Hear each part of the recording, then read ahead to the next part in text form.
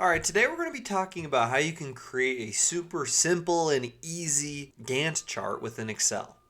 So here we have some data. We are looking to open up an indoor pickleball facility. So we have a couple of tasks here, the start date and the end date for those tasks, and then the total days those tasks are going to take to complete. And now keep in mind that these are not all the tasks you would need to do in order to open an indoor pickleball facility. And in my experience, it takes a lot longer to do these things than what we have here.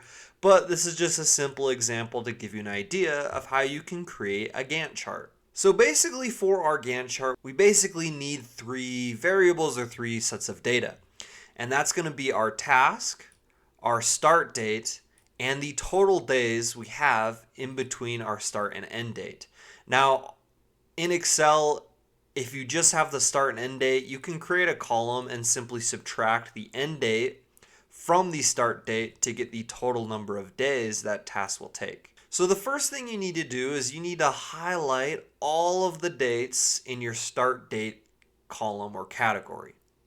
You then need to go up to the home ribbon. In the numbers section, under date, hit this little drop down arrow, go to more number formats. This little menu will pop up and you're going to want to select general. And then go ahead and hit OK. Now that's going to look a little funny, but this is basically how Excel determines the date. It uses just a large number. So now what we're going to want to do is select our data. So we're going to want to select from the header all the way down across the start date. So we have the task and the start date column selected. Then we'll hit Control and select the total days. So we'll have these three columns highlighted. Then go up to the Insert ribbon here at the top, go to Recommended Charts, and this little menu is going to pop up. Now go to All Charts, go over to the Bar Chart section, and then select the second option, which is the Stacked Bar Chart here. And it'll give you a preview, and it's going to look a little bit like this. So go ahead and select that option and hit OK. So here our chart is going to be displayed, and I'm going to resize this a little bit by clicking and dragging these little white circles in the corners. And then if you click on the graph, you can drag it around, and we'll make that a little bit bigger for us. So here's our initial chart. Now it doesn't 100% look like a Gantt chart yet. There's a couple of things you need to format in order for it to look like that. So first, we'll notice that down here at the bottom, these numbers might mean something in Excel, but to us, I have no idea what date these numbers indicate. And now what we can do is then select our dates again in our data set, go back up to this formatting option and select short date or however you want the dates to be displayed. And now you'll notice that we have these dates here, but it's a little convoluted and it's hard to see the numbers. So we'll go ahead and select this axis. And once this is highlighted here, we'll go up to the home ribbon, go over to this option for orientation, and select angle counterclockwise. So that looks a little bit better for us. Now, another thing that we'll notice is that these are kind of in reverse order from what we're wanting. The find location is here at the bottom and the grand opening is here at the top. We want that to be reversed. So what we can do is select this and double click, and this will bring up this little side menu here. Make sure you're under Access Options and this Access Options button is selected.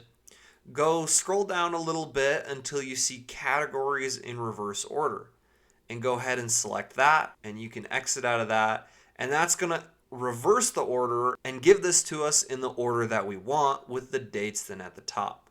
Now the next thing you need to do is get rid of these blue bars, because these orange bars are kind of what are going to show you your total days for that task or project. So these blue bars aren't necessary, so we'll select those bars. If you double click and this little menu is going to pop up again, go over to this little paint bucket here, and we're going to select the border will have no line. The fill will also have no fill to kind of make that go away or become invisible. And then we'll exit out of that, and then we can see that those are gone, and it's starting to look a little bit more like a Gantt chart. Now, we notice this legend down here at the bottom. We don't really need that just because we kind of understand what these bars mean. So we can select that legend and hit the delete key, and that will go away. Now, we have all of this extra space here, so we don't really necessarily need that. So what we can do is double click on these dates. And this is going to give us an option to set our minimum maximum bounds along with how we want the units to scale up. So we'll go ahead and switch the minimum to 3/18/2026 because that is our first start date in our project here. And we'll go ahead and hit enter. And you'll see that that will adjust. And I'm going to bring this chart over here so we can better see. And now we notice that it goes all the way to 9/14, but our last date is 9/2. So we can go into the maximum here and then type 9/2/2026 and hit enter. And that's just going to resize our chart a little bit better. But also, we'll notice that this is going up every 20 days. But let's say that that is a little too high for us, and we actually want to view dates every 10 days to kind of check on our progress. We can type 10 and hit OK, and then that's going to give us every 10 days.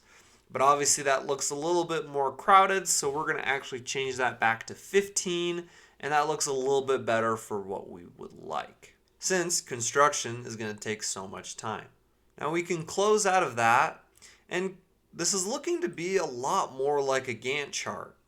Now the last kind of thing we need to do is include a chart title. Now what we can do, instead of manually typing this in, we can hit equals and select this option here because this is kind of the title of our graph. And we'll go ahead and hit OK. And that will add this title to the top, linking it to this cell. So if, for example, we were to change this to indoor tennis facility and hit enter, then that's going to automatically update for us. And so there you have it. There is our Gantt chart. And then you can select the graph, go up to chart design, and play around with it if you want it to look a little bit differently. Rather than just the white background, you can format it and play around with it to make it look more visually appealing. But overall, that is how you can create a Gantt chart in Excel. Thank you so much for watching. Please don't forget to subscribe and smash the like button. Thank you, and just have such a great rest of your day.